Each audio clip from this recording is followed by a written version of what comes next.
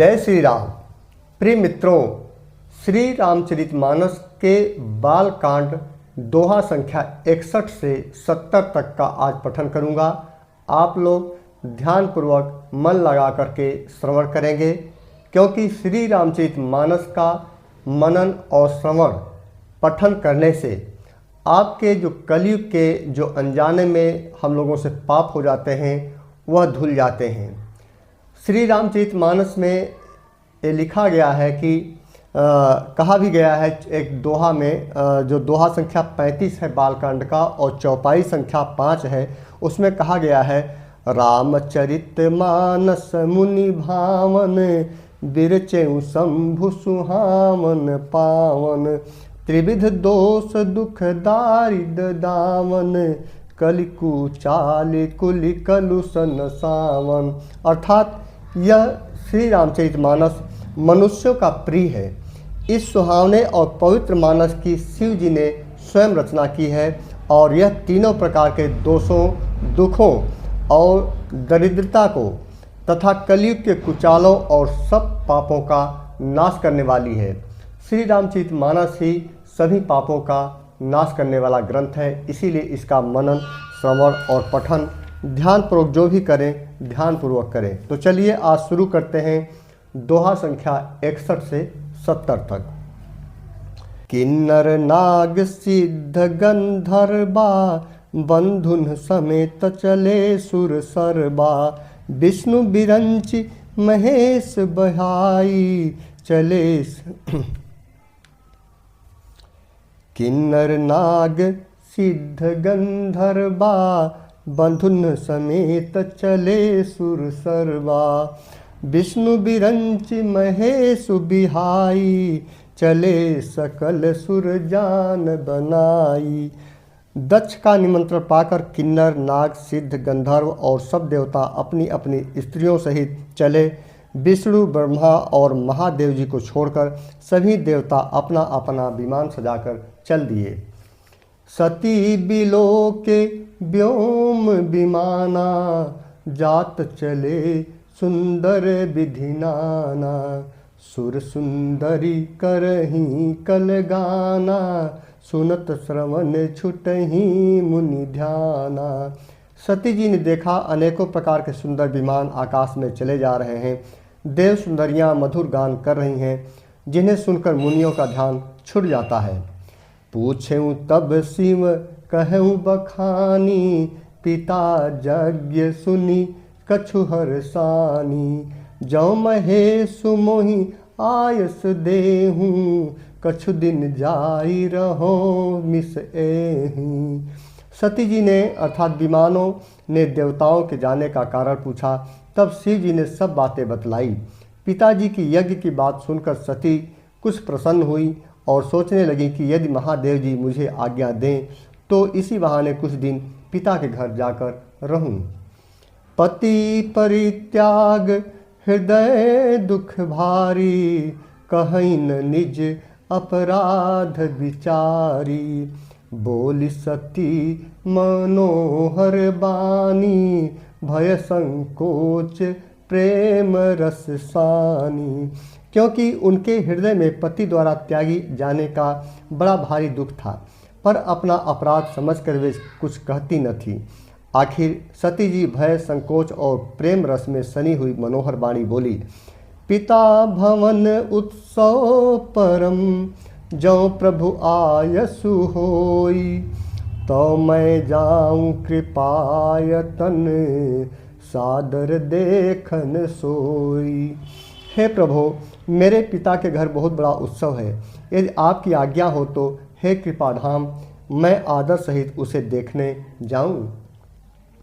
कहूँ नीक मोर हूँ मन भावा यह अनुचित नहीं नेवत पठावा दक्ष सकल निज सुता बोलाई हमरे बयर तुम्हूँ बिसराई। शिव जी ने कहा, तुमने बात तो अच्छी कही, यह मेरे मन को भी पसंद आई, परंतु उन्होंने न्योता नहीं भेजा, यह अनुचित है। दक्ष ने अपनी सब लड़कियों को बुलाया है, किंतु हमारे वैर के कारण उन्होंने तुमको भी भुला दिया। ब्रह्म सभा हम सन दुख माना, तेहि ते आजहूँ करहीं अपमाना। जो बिनु बोले जाहूँ भवानी, रहई न सीलु सनेहु न कानी। एक बार ब्रह्मा की सभा में हमसे अप्रसन्न हो गए थे, उसी से वे अब भी हमारा अपमान करते हैं। हे भवानी, जो तुम बिना बुलाए जाओगी तो न शील स्नेह ही रहेगा और न मान मर्यादा ही रहेगी। यद्यपि मित्र प्रभु पितु गुर गेहा, जाय बिनु बोले हूँ न संदेहा।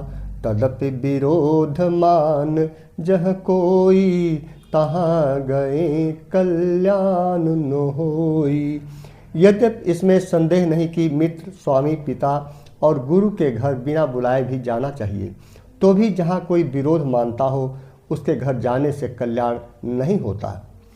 भांति अनेक शंभु समझावा, भावी बस न ज्ञान उर आवा। कह प्रभु जाहूँ जो बिनहि बोलाए, नहीं भली बात हमारे भाई। शिव जी ने बहुत प्रकार से समझाया, पर होनहार व सती के हृदय में बोध नहीं हुआ। फिर शिव जी ने कहा कि यदि बिना बुलाए जाओगी तो हमारी समझ में अच्छी बात न होगी। कही देखा हर जतन बहु, रहई न दक्ष कुमारी। दिए मुख्य गण संग तब, विदा किन्ह त्रिपुरारी। शिव जी ने बहुत प्रकार से कहकर देख लिया, किंतु जब सती किसी प्रकार भी नहीं रुकी, तब त्रिपुरारी महादेव जी ने अपने मुख्य गणों को साथ देकर उनको विदा कर दिया। पिता भवन जब गई भवानी, दक्ष त्रास काहू न सनमानी। सादर भले ही मिली एक माता, भगिनी मिली बहुत मुस्काता। भवानी जब पिता अर्थात दक्ष के घर पहुंची, तब दक्ष के डर के मारे किसी ने उनकी आवभगत नहीं की। केवल एक माता भले ही आदर से मिली, बहनें बहुत मुस्कुराती हुई मिली। दक्ष न कछ पूछी कुशलाता, सती बिलो की जरे सब गाता। सती जाई देखेऊँ तब जागा, कतहु न दिख शंभु कर भागा। दक्ष ने तो उनकी कुछ कुशल तक नहीं पूछी। सती जी को देखकर उल्टे उनके सारे अंग जल उठे। तब सती ने जाकर यज्ञ देखा तो वहाँ कहीं शिव जी का भाग दिखाई नहीं दिया। तब चित्त चढ़ेऊँ जो शंकर कहूँ, प्रभु अपमानु समुझी उर दहूँ। पाछिल दुख न हृदय अस व्यापा, जस यह भयऊँ महापरितापा। तब शिव जी ने जो कहा था वह उनकी समझ में आया। स्वामी जी का अपमान समझकर सती का हृदय जल उठा। पिछला अर्थात पति परित्याग का दुख उनके हृदय में उतना नहीं व्यापा था जितना महान दुख इस समय अर्थात पति अपमान के कारण हुआ। यद्यपि जग दारुण दुख नाना, सबते कठिन जाति अपमाना। समुझ सोसत ही भयउ अति क्रोधा, बहुविधि जननी किन्हि प्रबोधा। यद्यपि जगत में अनेक प्रकार के दारुण दुख हैं, तथापि जाति अपमान सबसे बढ़कर कठिन है। यह समझकर सती जी को बड़ा क्रोध आया। माता ने उन्हें बहुत प्रकार से समझाया बुझाया। शिव अपमान न जाई सही, हृदय न होई प्रबोध। सकल सभई हठि हट की, तब बोली बचन सक्रोध। परंतु उनसे शिव जी का अपमान सहा नहीं गया। इससे उनके हृदय में कुछ भी प्रबोध नहीं हुआ। तब वे सारी सभा को हठपूर्वक डांटकर क्रोध भरे वचन बोली। सुनहु सभासद सकल मुनिंदा, कहि सुन जिन्ह शंकर निंदा। सो फल तुरत लहब सब काहूँ, भली भांति पछिताब पिताहूँ। हे सभासदों और सब मुनीश्वरों सुनो, जिन लोगों ने यहाँ शिव जी की निंदा की और या सुनी है, उन सबको उनका फल तुरंत ही मिलेगा और मेरे पिता दक्ष भी भली भांति पछताएंगे। संत शंभु श्रीपति अपवादा, सुनिय जहाँ तह असीमर जादा। काटिय तासु जीभ जो बसाई, श्रवण मुदिन तो चलिय पराई। जहाँ संत शिव जी और लक्ष्मीपति विष्णु भगवान की निंदा सुनी जाए, वहाँ ऐसी मर्यादा है कि यदि अपना वश चले तो उसे अर्थात निंदा करने वाले की जीभ काट ले, और नहीं तो कान मूंद कर वहाँ से भाग जाए। जगदात्मा महेश पुरानी, जगत जनक सब के हितकारी। पिता मंदमंति निंदत तेहि, दक्ष शुक्र संभव यह देहि। त्रिपुर दैत्य को मारने वाले भगवान महेश्वर संपूर्ण जगत की आत्मा हैं। वे जगत पिता और सबका हित करने वाले हैं। मेरा मंद बुद्धि पिता उनकी निंदा करता है और मेरा यह शरीर दक्ष ही के वीर से उत्पन्न है। तजिहऊँ तुरत देह तेहि हेतु, उरधरि चंद्र मौलि वृष केतु। अस कहि जोग अग्नि तनु जारा, भयउ सकल मख हाहाकारा। इसलिए चंद्रमा को ललाट पर धारण करने वाले वृषकेतु शिव जी को हृदय में धारण करके मैं इस शरीर को तुरंत ही त्याग दूंगी। ऐसा कहकर सती जी ने योगाग्नि में अपना शरीर भस्म कर डाला। सारी यज्ञशाला में हाहाकार मच गया। सती मरनु सुनि शंभुगन, लगे करन मख खीस। यज्ञ विध्वंस बिलो की भृगु, रक्षा किन्हि मुनीस। सती का मरण सुनकर शिव जी के गण यज्ञ विध्वंस करने लगे। यज्ञ विध्वंस होते ही देखकर मुनीश्वर भृगु जी ने उसकी रक्षा की। समाचार सब शंकर पाए, वीरभद्र करि कोप पठाए। यज्ञ विध्वंस जाई तिन्ह किन्हा, सकल सुरन विधिवत फल दिन्हा। हे ये सब समाचार शिव जी को मिले, तब उन्होंने क्रोध करके वीरभद्र को भेजा। उन्होंने वहां जाकर यह विध्वंस कर डाला और सब देवताओं को यथाचित फल अर्थात दंड दिया। भय जग विदित दक्ष गति सोई, जसि कछु शंभु विमुख कै होई। यह इतिहास सकल जग जानी, ताते मैं संक्षेप बखानी। दक्ष की जगत प्रसिद्ध वही गत हुई जो शिव द्रोही की हुआ करती है। यह इतिहास सारा संसार जानता है, इसलिए मैंने संक्षेप में वर्णन किया। सती मरत हरि सन बरुमागा, जन्म जन्म शिव पद अनुरागा। तेहि कारण हिमगिरि गृह जाई, जनमी पार्वती तनु पाई। सती ने मरते समय भगवान हरि से यह वर मांगा कि मेरा जन्म जन्म में शिव जी के चरणों में अनुराग रहे। इसी कारण उन्होंने हिमाचल के घर जाकर पार्वती के शरीर से जन्म लिया। जब ते उमा शैल गृह जाई, सकल सिद्धि संपत्ति तह छाई। जह तह मुनिन्ह सुआश्रम किन्हे, उचित बास हिम भूधर दिन्हे। जब से उमा जी हिमाचल के घर जन्मी, तब से वहाँ सारी सिद्धियाँ और संपत्तियाँ छा गईं। मुनियों ने जहाँ तहाँ सुंदर आश्रम बना लिए और हिमाचल ने उनको उचित स्थान दिए। सदा सुमन फल सहित सब, द्रुम नव नाना जाति।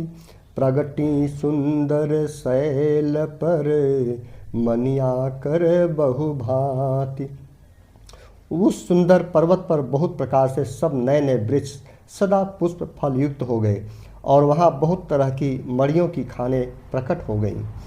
सरिता सब पुनित जलु बहाई, खग मृग मधुप सुखी सब रहई। सहज बयरु सब जीवन त्यागा, गिरिपद सकल करही अनुरागा। सारी नदियों में पवित्र जल बहता है और पक्षी पशु भ्रमर सभी सुखी रहते हैं। सब जीवों में अपना स्वाभाविक बैर छोड़ दिया और पर्वत पर सभी परस्पर प्रेम करते हैं। सोह शैल गिरिजा गृह आए, जिमि जनु राम भगति के पाए। नित नूतन मंगल गृहतासु, ब्रह्मादिक गावहीं जसु जासु। पार्वती जी के घर आ जाने से पर्वत ऐसा शोभायमान हो रहा है जैसा राम भक्ति को पाकर भक्त शोभायमान होता है। उस अर्थात पर्वतराज के घर नित्य नए नए मंगलोत्सव होते हैं जिसका ब्रह्मादि यश गाते हैं। नारद समाचार सब पाए, कौतुकहीं गिरि गेह सिधाए। शैल राज बड़ आदर किन्हा, पद पाखिर बर आसनु दिन्हा। जब नारद जी ये सब समाचार सुने तो वे कौतुक ही से हिमाचल के घर पधारे। पर्वतराज ने उनका बड़ा आदर किया और चरण धोकर उनको उत्तम आसन दिया। नारी सहित मुनि पद सिरुपनावा, चरण सलील सब भवन सिचावा। निज सौभाग्य बहुत गिरिबरना, सुता बोली मेली मुनि चरना। फिर अपनी स्त्री सहित मुनि के चरणों में सिर नवाया और उनके चरणोदकों को सारे घर में छिड़काया। हिमाचल ने अपने सौभाग्य का बहुत बखान किया और पुत्री को बुलाकर मुनि के चरणों पर डाल दिया। त्रिकालज्ञ सर्वज्ञ तुम, गति सर्वत्र तुम्हारी। कहूँ सुता के दोष गुण, मुनिवर हृदय विचार। और कहा, हे मुनिवर, आप त्रिकाल यज्ञ और सर्वज्ञ हैं, आपकी सर्वत्र पहुँच है, अतः आप हृदय में विचार कर कन्या के दोष गुण कहिए। कह मुनि बिहस गूढ़ मृदुबानी, सुता तुम्हारी सकल गुण खानी। सुंदर सहज सुलील सयानी, नाम उमा अंबिका भवानी। नारद मुनि ने हंसकर रहस्ययुक्त कोमल वाणी से कहा, तुम्हारी कन्या सब गुणों की खान है। यह स्वभाव से ही सुंदर, सुशील और समझदार है। उमा, अंबिका और भवानी इसके नाम हैं। सब लक्षण संपन्न कुमारी, होई ही संतत तियहि प्यारी। सदा अचल यही कर अहिवाता, एहि तेजसु पय हहीं पितु माता। कन्या सब सुलक्षणों से संपन्न है। यह अपने पति को सदा प्यारी होगी, इसका सुहाग सदा अचल रहेगा और इससे इसके माता पिता यश पावेंगे। होई ही पूज्य सकल जग माही, एहि सेवत कछु दुर्लभ नाही। एहि कर नाम सुमिरी संसारा, प्रिय चढ़ी हहीं पतिव्रत असिधारा। यह सारे जगत में पूज्य होगी और इसकी सेवा करने से कुछ भी दुर्लभ न होगा। संसार में स्त्रियां इसका नाम स्मरण करके पतिव्रत रूपी तलवार की धार पर चढ़ जाएंगी। शैल सुलक्षण सुता तुम्हारी, सुनहु जे अब अवगुण दुईचारी। अगुण अमान मातु पितुहीना, उदासीन सब संशय छीना। हे पर्वतराज, तुम्हारी कन्या सुलक्षणी है। अब इसमें जो 2-4 अवगुण हैं उन्हें भी सुन लो। गुणहीन, मानहीन, माता पिता विहीन, उदासीन, संशयहीन अर्थात लापरवाह, जोगी जटिल अकाम मन, नगन अमंगल बेश।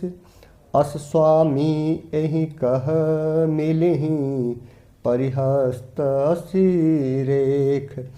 योगी जटाधारी निष्काम हृदय नंगा और अमंगल वेश वाला ऐसा पति इसको मिलेगा। इसके हाथ में ऐसा ही रेखा पड़ी है। सुनि मुनि गिरा सत्य जिय जानी दुख दंपति ही उमा हरसानी। नारदहु यह भेद न जाना दशा एक समुझब बिलगाना। नारद मुनि की वाणी सुनकर और उसको हृदय में सत्य जानकर पति पत्नी अर्थात हिमवान और मैना को दुख हुआ और पार्वती जी प्रसन्न हुई। नारद जी ने भी इस रहस्य को नहीं जाना, क्योंकि सबकी बाहरी दशा एक सी होने पर भी भीतरी समझ भिन्न भिन्न अर्थात अलग अलग होती है।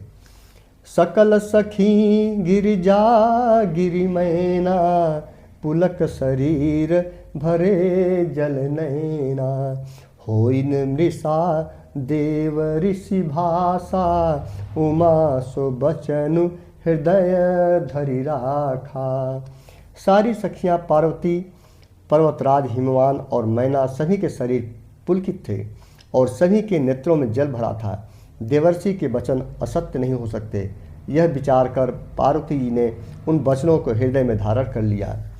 उपजऊ शिव पद कमल सनेहू मिलन कठिन मन भाषण देहूँ। जानिकु अवसरु प्रीति दुराई सखी उछंग बैठी पुनि पाई। उन्हें शिव जी के चरण कमलों में स्नेह उत्पन्न हो गया, परंतु मन में यह संदेह हुआ कि उनका मिलना कठिन है। अवसर ठीक न जानकर उमा ने अपने प्रेम को छिपा लिया और फिर वे सखी की गोद में जाकर बैठ गईं। झूठी न होई देव ऋषि बानी सोचहि दंपति सखी सयानी। उर्धरि धीर कहई गिरिराऊ कहूँ नाथ का करियऊ पाऊ।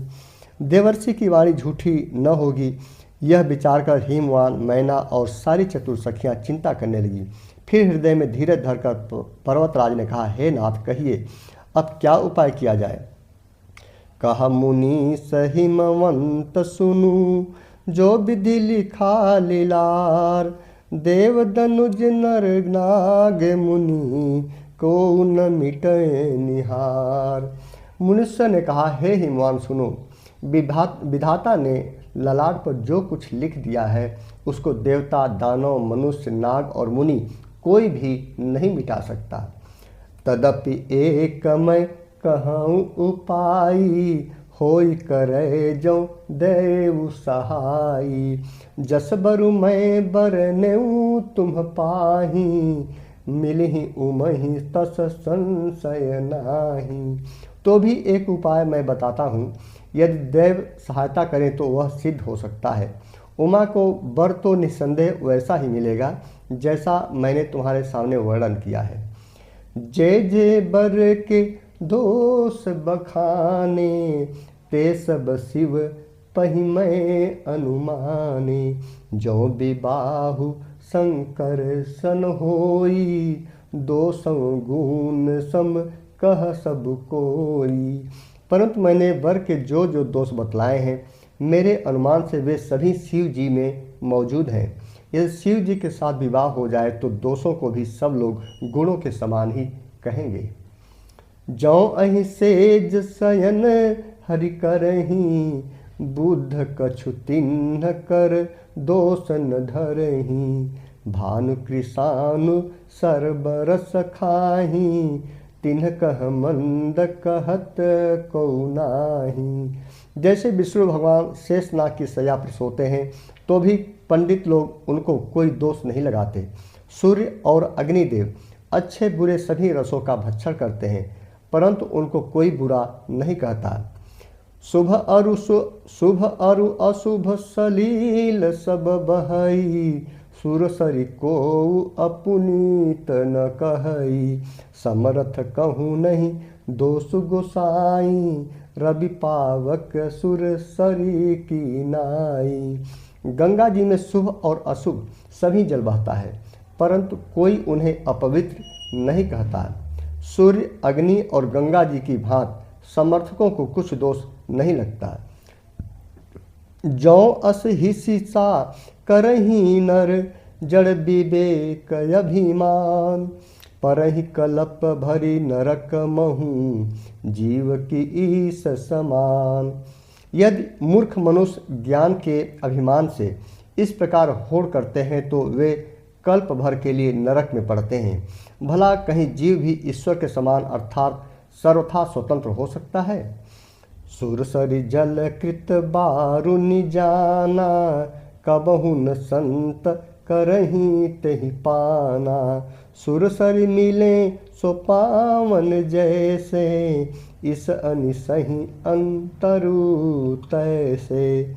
गंगा जल से भी बनाई हुई मदिरा को जानकर संत लोग कभी उसका पान नहीं करते, पर वहीं गंगा जी में मिल जाने पर जैसे पवित्र हो जाती है, ईश्वर और जीव में भी वैसा ही भेद है।